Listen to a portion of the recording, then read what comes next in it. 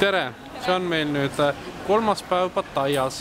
Me oleme praegu kohaliku kaubanduskeskuse, mille nimi oli Central Festival all toidukohas, mingi food court.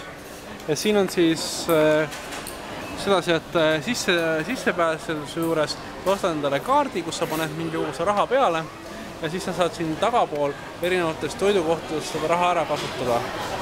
Need saad tellida ja oodata ja siin on suhteliselt odavad toidud, et siin nad jäävad mingi 60 ja 100 vahele, mis on kohalikku raha. Ütleme, et 40 on 1 euro, see tähendab seda, et... See siis 55 kohalikku raha, ehk siis natuke üle euro.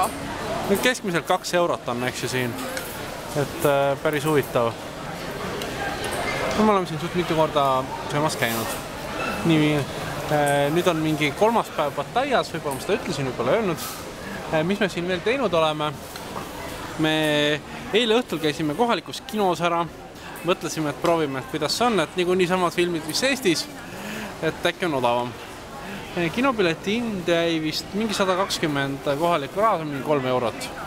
Me võtsime kallima pileti, aga väga vahet ei ole. Siis treilereid nad väga ei tahtnud näidata. Filmi algus venis 15 minutit võrreldes sellega, mis seal plaanis kirjas oli.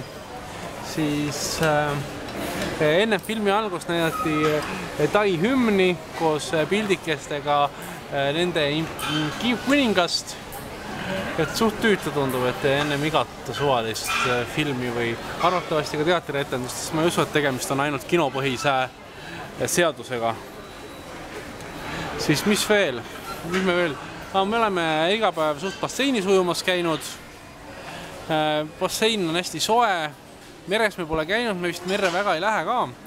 Kui vaadata, siis ega inimesed eriti meres ei uju. Et mere ääres on neid lamamistoole ja need on nagu kasutusel, aga kasutajad merre ei lähe, nad ainult päevitavad seal vist. Temperatuur on ikka hästi palav, soe. See on hea. Nii, mida veel? Tuleb veel kohe midagi. Kinos on hästi külm.